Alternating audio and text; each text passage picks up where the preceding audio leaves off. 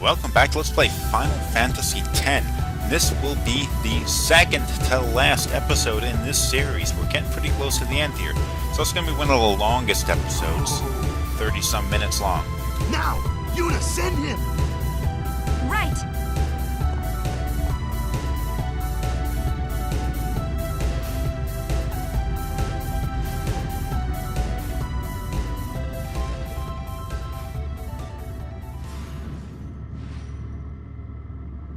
So, it is you, after all, who will send me?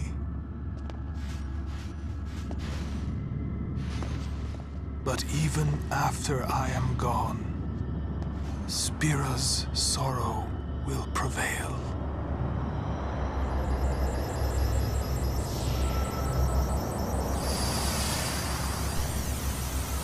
And away he goes. No longer Sin an will be issue. right behind you.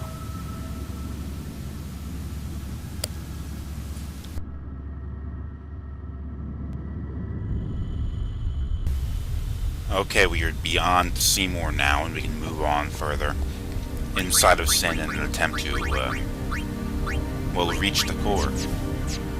Now, we have a few minutes before we reach the end boss of the game. So, as my usual pattern would dictate, now would be the time in which I go back over and summarize kind of the story of the game up until this point. Everything started about 1,000 years before the start of the game. There were two large cities in the world of Spira. There was Zanarkand and there was Bavel. And the two, for reasons we don't even understand, were at war. Now, both of them used a whole lot of advanced technology. Both Zanarkand and Bavel did this. Zanarkand also, though, relied on a group of people called Summoners. Because what people of Zanarkand had the ability to do, whether it was like a spiritual ability or technological or whatever, they could turn people into what are called faiths, which is in effect like an Aeon. And these people the summoners would be able to summon these things and they would use them to fight the war. Unfortunately, it wasn't quite enough. The technology of Bavel was just too great, maybe their army was too powerful, whatever. So they slowly ground Zanarkand into the ground, destroyed them. So the people of Zanarkand, especially this leader of theirs, a guy, the most powerful summoner of the group, a guy named Yevon, he said, I have an idea. We're going to lose the war. But there's something we can do to preserve our culture, preserve our city, in a manner of speaking. All the remaining people of Zanarkand, or at least a bunch of them, or something like that, would go and would turn in the face, rather than just living their lives and maybe being destroyed. And now these faces would then be summoned by you, Yevon, into this dream world. And inside of the dream was a reproduction of Zanarkand, but it's a Zanarkand that was alone off in the middle of the ocean. There was nothing else that would go to war with it. So in a way, the city would continue to survive. It would have a population. People would live there, die there. It would go on the world having no idea that it was nothing but a dream of the faith. But that was only half the plan. Yevon also had this idea that it needed to be protected. It needed to be protected, and Yevon himself needed to survive, because if Yevon were to die, since he was the summoner of the Dream Zanarkand, it would be destroyed, it would disappear. So, he went and formed kind of an Aeon armor kind of thing, which eventually came to be known as Sin. The idea was to protect Dream Zanarkand from Bavel. But unfortunately for you, Yevon, once he became Sin, he lost his mind. He is nothing more than like a computer virus now. I mean, he exists to do his job, and he does nothing more, nothing less. And Sin went out of control. Not only would attack Bavel, but would attack pretty much every population in the world. Now, this is in an attempt to protect the Dream Zanarkand, but I mean, after 1,000 years, really, I mean, there's nobody left alive. But that fought in the original war. You destroyed a bunch of cities. You see ruins littered all across Spira. Cities that were destroyed by Sin. A lot of them probably had absolutely nothing to do with the war. But Sin became basically the destroyer of everything inside of Spira. Now, Yevon had a daughter named Unaleska. Quite a powerful summoner in her own right. She approached the people of Bavel and said, okay, this is all fucked up and all, so this is how you can survive. I will summon something called the Final Aeon, which will be a faith created by her husband, a guy named Zion, Lord Zion. This Final Aeon would have enough power to destroy Sin. But Sin would return. She probably told them why, and it was kept secret among the leaders of Bavel. So that became the kind of thing. She went and destroyed Sin, but unfortunately the stress of summoning Lord Zion as an Aeon killed her, and her spirit went over to the ruins of Zanarkand and hung around there for another 1,000 years. And Yevon, now the mindless monster, emerged from the corpse of Sin and infected the Aeon that Zion had become and turned him into another Sin. And it was a cycle that was going to continue on forever. Now, what happened in Bavel was a little more interesting because the leaders that knew very well that Sin couldn't be destroyed in this fashion, but possibly saw no other option, went and sort of propagated this idea that Yevon wasn't the monster at the core of Sin destroying them, but that Yevon was actually a god, which would save them from Sin if they atoned for their sins, which was an over-reliance on technology. And I guess I can imagine why they would want to deny the world technology, because, I mean, it doesn't really seem like Sin was drawn to technology, because they were never drawn to fight it was never specifically drawn to fight the Al Bhed, and the Al Bhed used a lot of technology. But they repressed technology within the world to an extent, possibly with the idea that if people have a lot more technology, like, let's say, like the modern internet, is something that is a free exchange of ideas and all that, for better or for worse. But it makes it harder to repress the people. Technology could be like an avenue for people rebelling against the Church of Yevon, or Bavel. So they repressed the technology, and basically the world existed like this for 1,000 years. Basically this limbo between almost destroyed and 10 years of calm between appearances of Sin. Well, a number of years prior to, I guess maybe it was 10 years prior to the start of the game, inside the dream world of Zanarkand, Tidus' father, a guy named Jekt, was off in the ocean practicing because he was a star blitzball player. And he went missing. Turns out, somehow, he was drawn in to the real world, into the world of Spira, out of the dream Zanarkand. And not really understanding what was going on or knowing what to do, he would just get drunk and he got himself arrested. And after he was incarcerated for a little while, it drew the attention of a summoner that was looking to go and destroy Sin. Now, a lot of summoners had destroyed Sin up to this point, but this guy happened to be Yuna's father, the character that we have running around with us nowadays. So this summoner named recruited Jekt to be part of his party to go and defeat Sin, as well as a monk named Orin that had been excommunicated, I guess. They went to Unaleska, and she turned Jekt into the Final Aeon. Jekt went and killed the previous Sin, and then became Sin himself. But it takes a while for Sin's, the kind of mind of Sin to take over the person. Had become the Final Aeon. So in the last little bit of his own mind remaining, Jekt went to Dream Zanarkand which he had the ability to do because he was in effect Yevon's body, and brought Tidus into the world of spirit, effectively bringing him to the real world, with the idea of getting Tidus to kill him, because I can't imagine being Sin is a very pleasant experience. So that's kind of where we are now.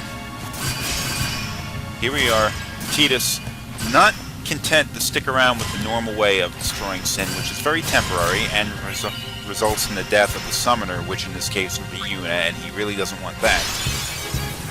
Tidus has effectively changed the world just enough to have Yuna go and want to destroy Sin in a different way, a permanent way, and that's what we're trying to do now.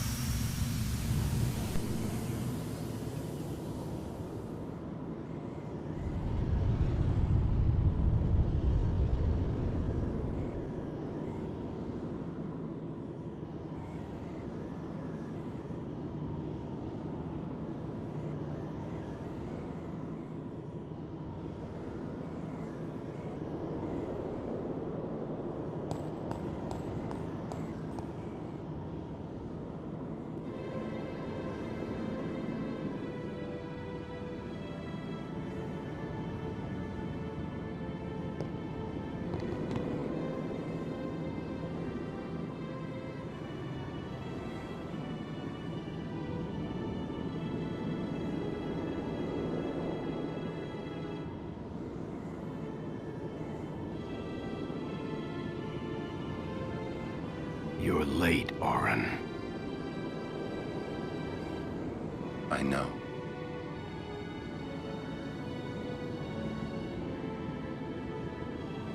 Hey.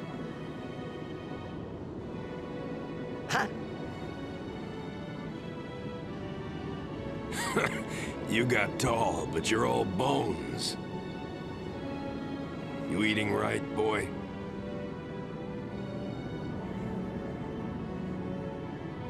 You've really grown. Yeah, but you're still bigger.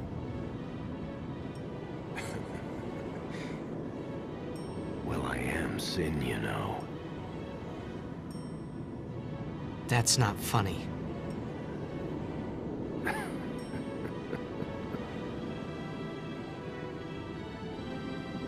Well, then, I mean, you know. Let's end this. Dad, Yeah. I hate you.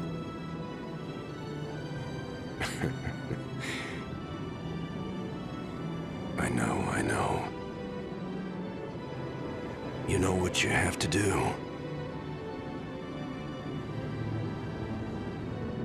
Yeah. I can't hear the hymn so well anymore. Pretty soon I'm gonna be Sin, completely. I'm glad you're here now. One thing, though. When it starts, I won't be myself anymore. I won't be able to hold myself back. I'm sorry. That's enough! Let's finish this, okay? You're right.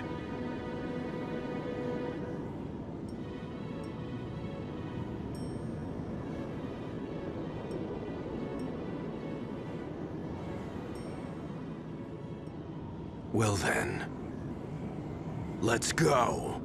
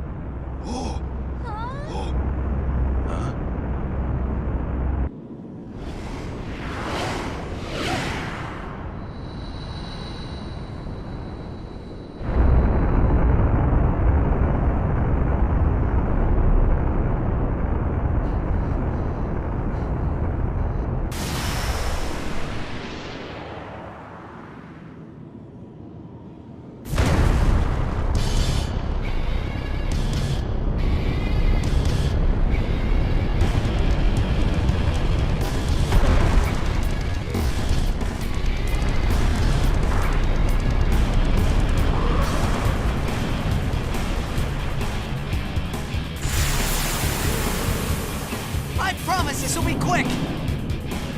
Hit me with all you got, Dad!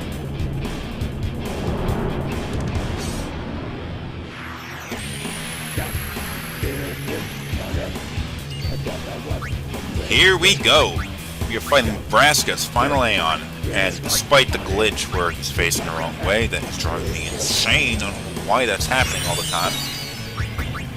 But this is what I imagine was the creature, or the Aeon, that was created and fought Sin 10 years ago and destroyed it. Now, as a final boss, this can actually be something which is quite difficult if you immediately just try to run out and try to fight Sin. This battle is just a little bit too tough for you, and it drove me insane trying to play through it the first time I played the game. But here, we got powerful enough characters that we could beat it in only a couple of hits. In fact, I'm actually going to have to take it a little bit easy on him not to defeat this monster way too quickly. Jeez, I'm just looking at the back of his head. It's ridiculous. What in the hell is that happening for? I guess it's a problem with the emulator, but I seem to remember this occasionally happening with the game disc on my PlayStation 2. Maybe I just had a defective disc, I don't know. Does anybody else remember this ever happening to them? Because, I mean, this is driving me nuts. Fortunately, this will be the last episode, so I won't have to deal with it anymore. But still, I mean, it would have been nice if I didn't have this problem.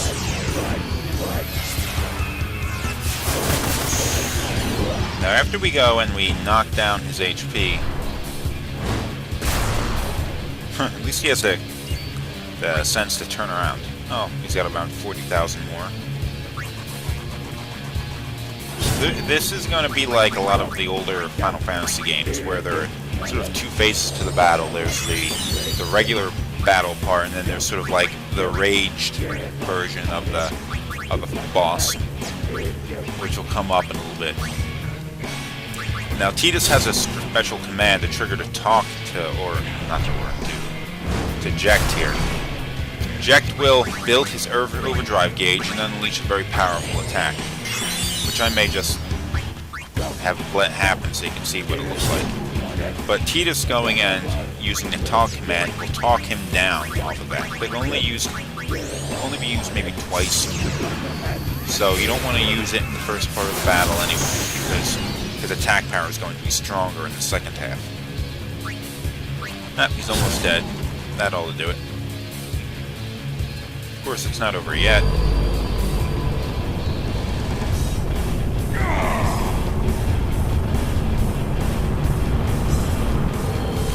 Oh, fire. The sword is going to come out of his chest. And he's going to pull it out. Now he has a sword to fight with. Now, the way he's going to fight is going to change a little bit now. He's going to be capable of attacking all three of your characters simultaneously, like here. Oh, actually took Kamari down. Now, even though I said that this wasn't going to be a terribly difficult battle, and really it isn't, I'm going to have a hell of a time trying to get Kamari back into this fight. I'm going to bring him back, and then he's going to get his ass knocked out again. Okay, that eject beam turns your characters to stone.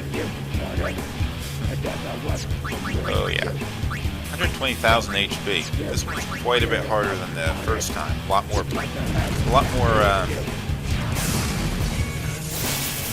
HP. Quite a bit more of a beating. But still, if you've leveled your characters up really high, you can perform almost 100,000 HP of damage with one hit. Oh, about to kill Kamari. Again.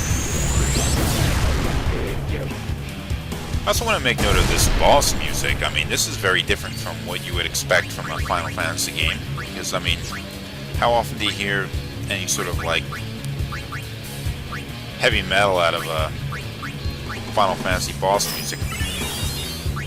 Now this does kind of fit a little bit because in the beginning of the game they had like the Blitzball Sport. This was the song that was playing during the intro of the game when Tidus was playing Blitzball. It's like, oh jeez, stuff's getting crazy. And then I guess it sort of plays because Jack was a Blitzball player before Tidus was. Time to deal some damage.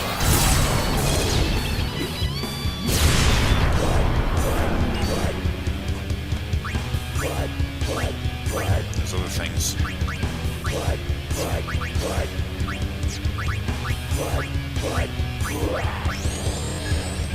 Curing Kamari. Jack Beam, Petrify. Kamari, jeez. See what I was talking about? Driving me nuts. And those two things on the side will heal him, of course. And you can take them down, but they will recover. And when they recover, they tend to have more HP than when you knocked them out before. So you sort of get diminishing returns trying to take them out. Now, if you have magic attacks like Ultima, which will attack all the enemies simultaneously, or overdrives with your Aeons, now would be a good time to use them. No holding back at this point. Any items that you have, don't be afraid to use them. Any MP you have, don't be afraid to spend it. Do whatever you have to do to beat the boss. Wow, geez, Kamari is down again. What a disappointment. Kamari is, of course, that one character, think of it as like a blue magic kind of character. One that can really go in any direction on the sphere grid you need him to. This Kamari kind of went the Black Mage route. So his physical attacks, his defense, all that kind of stuff is kind of low. But in reality, Kamari could have been like another Aura, another Tidus, or maybe even another... I won't lose! Talk his overdrive gauge down. Even another unit, even though he wouldn't be able to summon anything.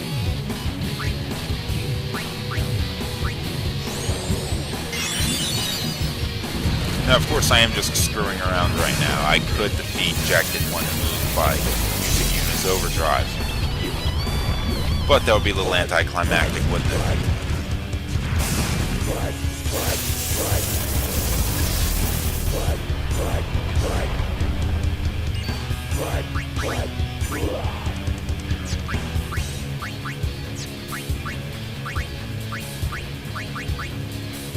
What are you doing? Not holy hard.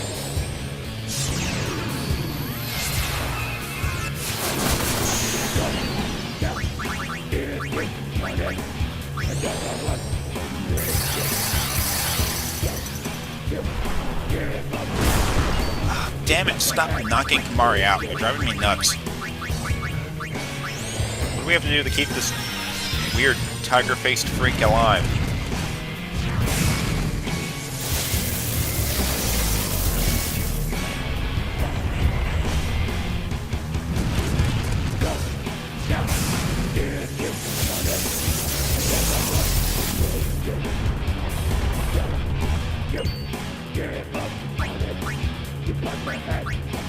You won't beat me this time!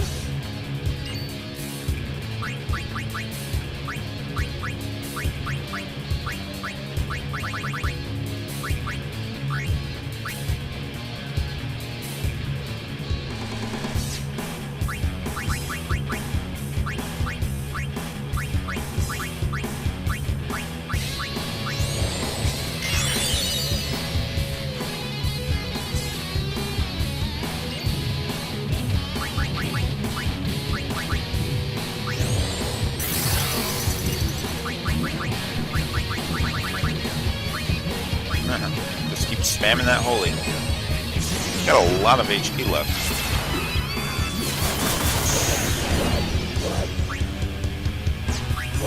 We're gonna go pull out Nova, even though I really should get Kamari out of there.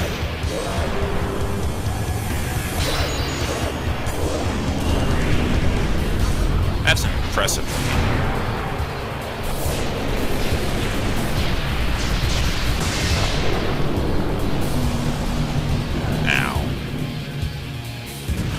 Had I gotten Kamari's celestial weapon, he would have done more damage than that.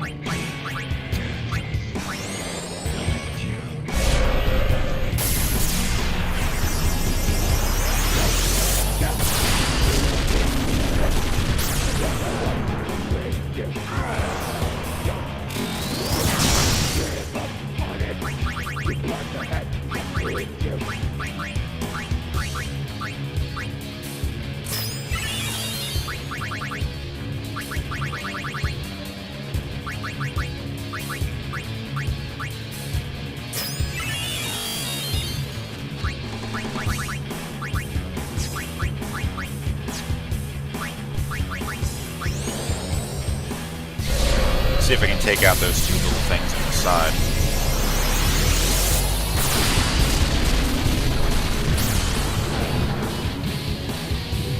Yep.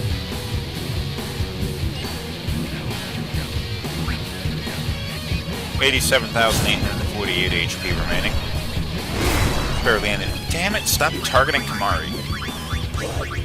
I guess it's doing it on purpose. It's a strategy of trying to defeat you, take out the characters that it can kill with one hit.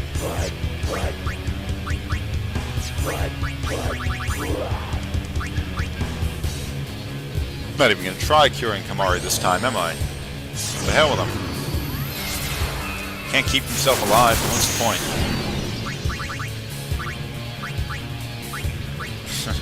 Trying to speed him along. No, I'm not gonna do that. I'm actually running out of MP for Tidus. Not that that really makes a huge difference.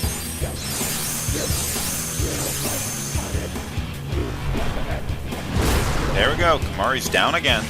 So frustrating. And that thing is starting to move again. Pull out a Phoenix down.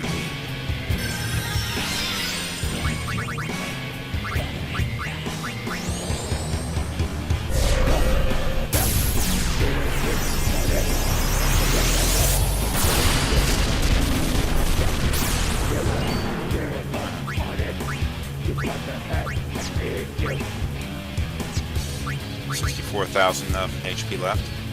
Okay, now we're at the point where talking to Jack no longer lowers his overdrive gauge, and I guess it's symbolized that he has finally completely gone. He is no longer himself anymore. He is just the monster that Sin is turned him into.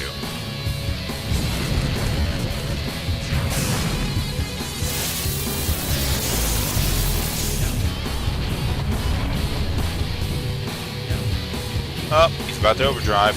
Better do something to finish him off real quick. Let's pull Anima out. Actually, any Aeon would be fine. All you really need to do is to absorb the overdrive that Jack is about to perform. Don't let your characters absorb that, because they would die, I guess.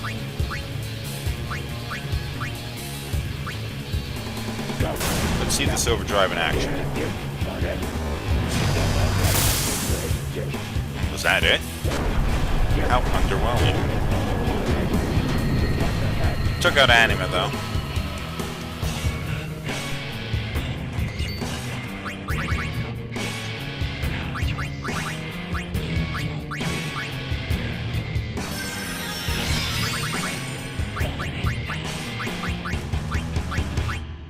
Throw a Mega Potion, no point trying to save those anymore.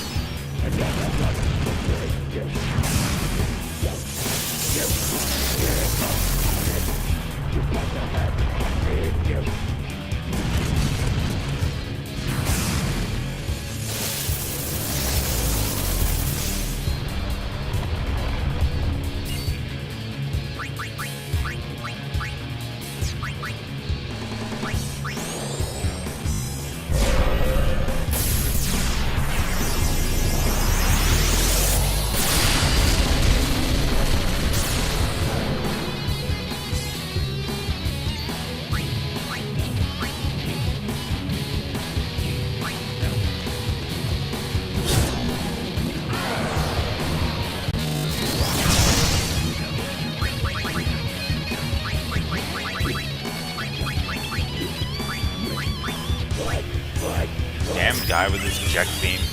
Why can't he just leave it alone? Come on. Give me a break here. It's frustrating. Let's finally get his ass out of here. Yeah, Lulu, that's a better idea. Throw ultimate at him twice, that should do some damage.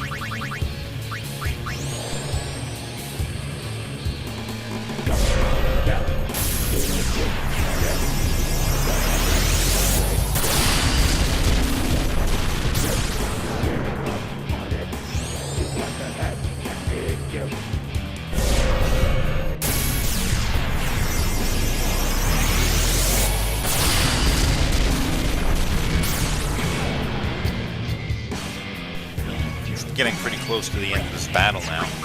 Doesn't have much life left. Let's see, okay, we don't have any ability to see his HP remaining at the moment. But trust me, it's low. And he's down.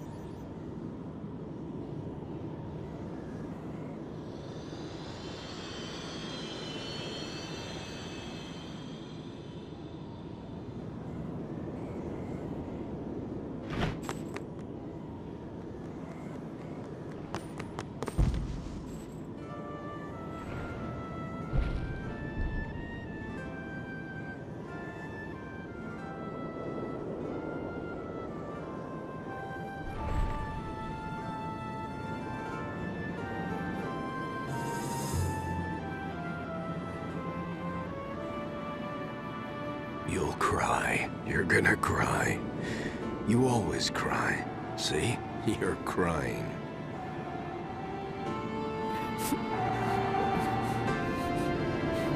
I hate you, Dad.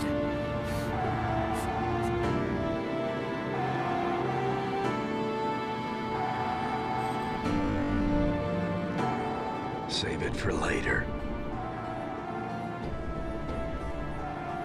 Right.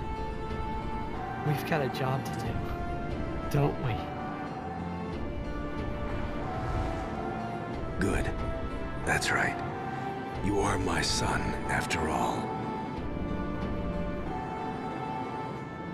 You know, for the first time I'm glad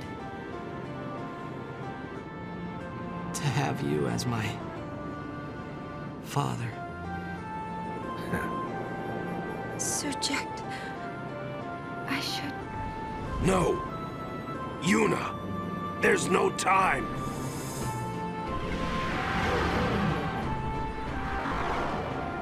You stay away! Yuna, you know what to do. The Aeons! We Aeons. Call them! Call us.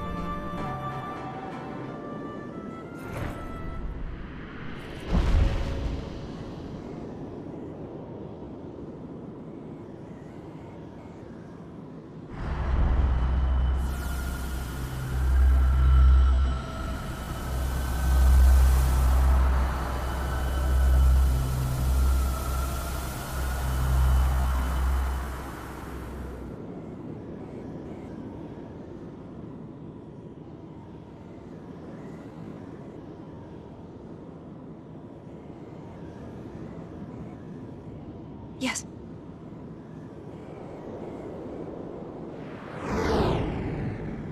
Here it comes!